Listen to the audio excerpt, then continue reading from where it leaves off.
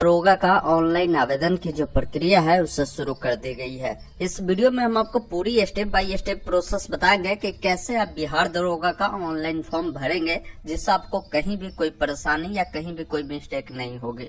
Video अगर आपको पसंद आए तो प्लीज इसे एक लाइक करें और चैनल पे नए हैं तो सब्सक्राइब करें। इस प्रकार की लगातार अपडेट हम आप तक अपडेट करते रहते हैं।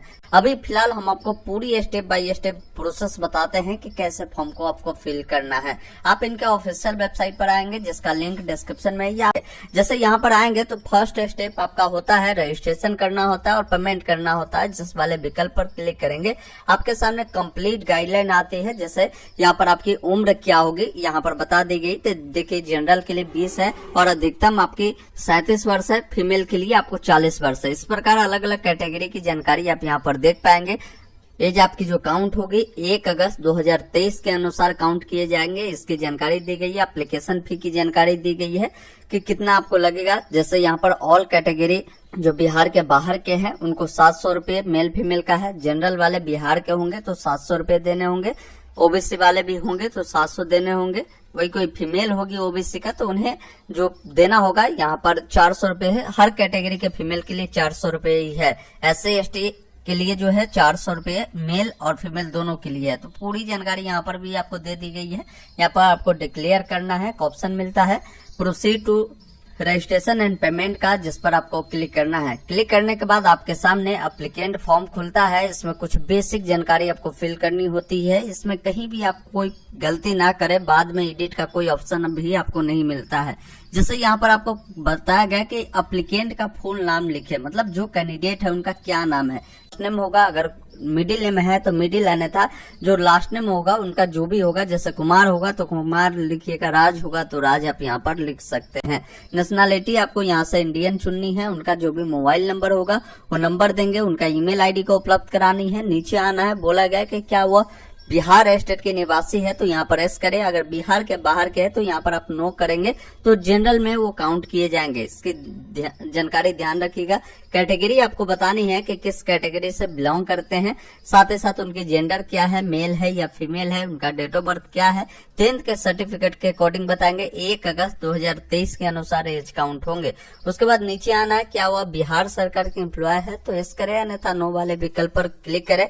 वह एक्स सर्विसमैन है तो एस करे, अन्यथा नो वाले विकल्प पर क्लिक करे और प्रोसीड वाले विकल्प पर क्लिक करे। अब आपके सामने रजिस्ट्रेशन करने से पहले उसका प्रीव्यू आता है। इसमें आपको अपनी पूरी जानकारी मिलान करनी है, जो जानकारी आपने फिल किया है। नीचे आना है, जानकारी सही है तो सिंपली यहाँ पर आपको डिक्लेयर करना है। इस कैप्चा कोड को फिल करना है। आपके कैटेगरी पे जितना भी पेमेंट लगता है वो पेमेंट आपको देखने को मिलता है। अगर डिटेल गलत है भाई मेरे तो अभी ऑप्शन है एडिट एप्लीकेशन डिटेल, जिस पर क्लिक करके आप उसे एडिट कर सकते हैं। अन्यथा यहाँ पर एक ऑप्शन मिलेगा मेक पेमेंट का, जिस पर क्लिक करेंगे।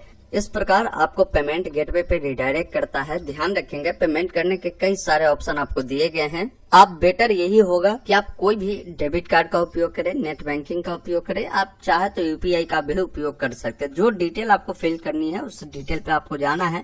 अपनी डिटेल, जैसे हमने कार्ड को चुना है तो कार्ड नंबर यहाँ पर डालेंगे, उसका मंथ ईयर डालेंगे, सीवीवी नंबर डालेंगे, कार्ड किनके नाम से वो डालेंगे और एक ऑप्शन मेक पेमेंट का मिलता है, जिस पर क्लिक करेंगे। या आप यूपीआई चुनते हैं तो यूपीआई QR कोड आएगा। इसको सिंपली क्या करना है, अपने कोई भी डिवाइस से स्कैन करेंगे और वहां से आपको पेमेंट कर देना है। पेमेंट जैसे ही हो जाएगा तो आपको छेड़छाड़ नहीं करना है, कुछ देर आपको वेट करना है। इस प्रकार देखेंगे आपका जो पेमेंट है सफलतापूर्वक पूरा हो जाता है। आप सिंपली क्या कर सकते हैं, इसका जो प्रिंट है आप ले लीजिएगा, स्क्रीनशॉट ले लीजिएगा, या डायरेक्ट एक ऑप्शन यहाँ पर मिलता है proceed to fill application form, जिस पर क्लिक करेंगे। अब यहाँ पर आपके सामने पूरी डिटेल खुलेगी, जिसमें आपको फोटो का गाइडलाइन आपको बताए गए हैं कि फोटो किस प्रकार होगा वो आप देख पाएंगे। साथ ही साथ सिग्नेचर किस प्रकार होगा, क्वालिफिकेशन किस प्रकार फिल करेंगे। उन तमाम गाइडलाइन को देखने के बाद यहाँ से आपको डिक्लेरेशन देनी है। एक ऑप्शन मिलता है proceed to fill application form, जिस पर आपको क्लिक करना है। यहाँ पर बहुत सारी जानकारी जो आपने ऑनलाइन रजिस्ट्रेशन में फिल किया होगा और देखने को यहाँ पर मिलता है। अब यहाँ पर आपको पोस्ट चुनना है। एक ही पोस्ट है सब इंस्पेक्टर का, जिसे SI के नाम से जानते हैं, उससे आप चयन करेंगे। अब यहाँ पर जो भी फादर का नाम आपका होगा मार्कशीट के अकॉर्डिंग ही डालेंगे। माताजी का नाम डालेंगे। आपकी शादी हो चुकी है तो मैरिड, अन्यथा अनमैरिड पे क्लिक करें। अब यहाँ से कोई भी एक ID कार्ड आपको चुननी है। चाहे आप आधार कार्ड देना चाहते हैं तो आधार कार्ड को चुनेंगे तो उस ID कार्ड नंबर को यहाँ पर फिल करनी है। यहाँ पर आइडेंटिफिकेशन मार्क्स पूछी जाती है, जो आपके शरीर में कोई भी कटा या कहीं भी कोई जला या कहीं भी कोई निशान होता है उसे आप आइडेंटिफिकेशन मार्क्स के रूप में यहाँ पर आप दे सकते हैं। अगर आप फ्रीडम फाइटर से आते हैं तो यस करें, अन्यथा नो वाले विकल्प पर आप क्लिक करें। नीचे आना है, यहाँ पर एजुकेशनल डिटेल आपको फिल करनी है, जिसमें सबसे पहले आपको मैट्रिकुलेशन यानी 10th की डिटेल डालनी है। बताना है कि 10th आपने किस यूनिवर्सिटी किस इंस्टीट्यूट से पास आउट किया है, तो उसकी जानकारी आप यहाँ पर बताएंगे। बेटर यही होगा कि आप यहाँ पर बोर्ड का नाम लिखें। जैसे अगर मान लीजिए आपने बिहार बोर्ड से पास आउट किया हुआ है तो BSCB पटना यहाँ पर आप लिखे। साथ ही साथ यहाँ पर देखिए सर्टिफिकेट नंबर पूछी जाती है, जो पासिंग सर्टिफिकेट होता है। पूछा गया है कि सर्टिफिकेट कब इश्यू हुआ है, वो डेट सर्टिफिकेट के नीचे आपको मिलेगा, उससे आप फिल कर दीजिएगा। उसके बाद यहाँ पर देखिए ग्रेजुएशन की डिटेल मांग रही है, क्योंकि ये बहाली ग्रेजुएशन लेवल पर ही है, तो ग्रेजुएशन जिस भी यूनिवर्सिटी से आपने किया होगा यूनिवर्सिटी का नाम यहाँ पर आप लिख दीजिएगा। सर्टिफिकेट नंबर लिखिएगा, साथ ही साथ कब सर्टिफिकेट इश्यू हुआ, इसी प्रकार सर्टिफिकेट पर डिटेल आपको मिल जाएगा, उससे अनुसार फिल करेंगे। नीचे आना है, यहाँ पर एड्रेस की जानकारी आपको फिल करनी है। तो एड्रेस कैसे फिल करनी है तो समझ लीजिए, यहाँ पर हाउस, फ्लैट या प्लॉट नंबर जो होगा बताएंगे। अगर मान लीजिए आप पे ये लागू नहीं होता, वार्ड नंबर है आपका, तो वार्ड नंबर भी लिख सकते हैं। आपके जो भी मोहल्ला होगी जानकारी को फिल करेंगे, आपके जो विलेज होगी उसकी जानकारी देंगे पोस्ट ऑफिस, और आपके जो स्टेट होगी उसकी जानकारी देंगे, जिला जो भी होगा इसकी जानकारी देंगे, पिन कोड को डालेंगे। अगर आपका परमानेंट करस्पॉन्डेंस दोनों सेम है तो इस चेक बॉक्स पे क्लिक करेंगे, दोनों फिल होगा। अलग अलग है तो अलग अलग भी आप फिल कर सकते हैं। यहाँ पर कुछ आपको डिक्लेरेशन देनी है जो कि क्रिमिनल केस के रिगार्डिंग है। ये ज्यादातर जो भी एप्लीकेंट होते हैं जिन पर कोई केस मुकदमा नहीं होता है, तो उन कैंडिडेट को यहाँ पर नो ही करना होता। पहले बोला गया कि कभी भी आपको UPSC, SSC इन प्रकार के जो भी प्रतियोगिता परीक्षा होती है इससे आपको निकाला गया है, तो आप यहाँ पर, तो मैं सिंपली यहाँ पर नो करता हूँ। यहाँ पर बताया गया कि आपके अगेंस्ट जो है कोई क्रिमिनल केस जो है रजिस्टर्ड तो नहीं है, तो यहाँ पर सिंपली आप नो वाले विकल्प पर क्लिक करेंगे। आप पर कोई भी FIR हो सकता है या तो पेंडिंग हो, तो उसकी जानकारी आपको बतानी है। तो यहाँ पर सिंपली जो है आप सारे पे नो ही करें, क्योंकि ये आप पर अगर लागू होता है तभी यस करें, क्योंकि ये आपका क्रिमिनल केसेस के बारे में ऊपर क्लियर बताया गया कि इसके बारे में पूछी जा रही है। देखिए अब यहाँ पर फोटो सिग्नेचर डालनी है।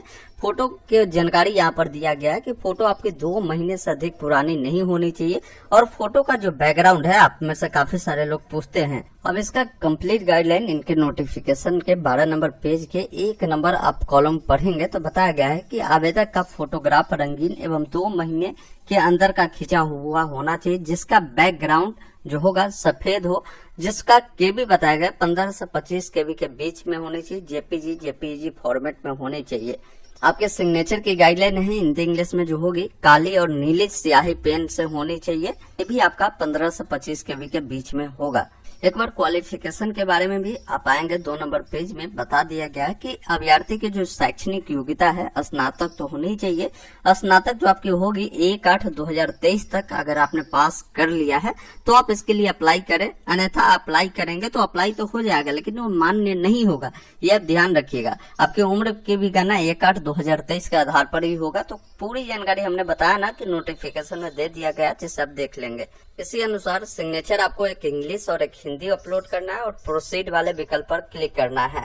अब यहाँ पर आपके सामने जो भी आपने फॉर्म फिल किया है उसका प्रीव्यू सेक्शन आता है। इसमें भी आपको पूरी जानकारी बताया गया है कि कृपया अपने द्वारा भरे गए पंजीकरण फॉर्म के विवरण अच्छे तरीके से जांच ले, क्योंकि बाद में कोई सुधार का ऑप्शन नहीं मिलेगा। सारा जानकारी सही है तो नीचे आपको डिक्लेयर देना है, इस बॉक्स पे टिक करना है। कोई डिटेल गलत है तो एडिट डिटेल पे क्लिक करके आप सुधार कर सकते हैं। सारा डिटेल सही होने के बाद कैप्चा कोड को फिल करें। एक ऑप्शन मिलता है सबमिट एप्लीकेशन का, जिस पर क्लिक करें और यहाँ पर आपको ओके वाले विकल्प पर क्लिक करना है। एक बार और ओके वाले विकल्प पर क्लिक करना है। इस प्रकार आपका जो फॉर्म है सफलतापूर्वक सबमिट होता है। इसका प्रिंट आप यहीं से ले सकते हैं। प्रिंट वाले ऑप्शन पर क्लिक करेंगे, आपका प्रिंट खुलेगा, इससे आप सेव कर लेंगे। इस प्रकार आप सभी लोग आसानी से बिहार दरोगा का ऑनलाइन फॉर्म फिल कर सकते हैं बिना किसी गलती किए हुए। वीडियो अगर आपको पसंद आया हो तो प्लीज इसे एक लाइक करें और चैनल पे नए हैं तो सब्सक्राइब करें और हम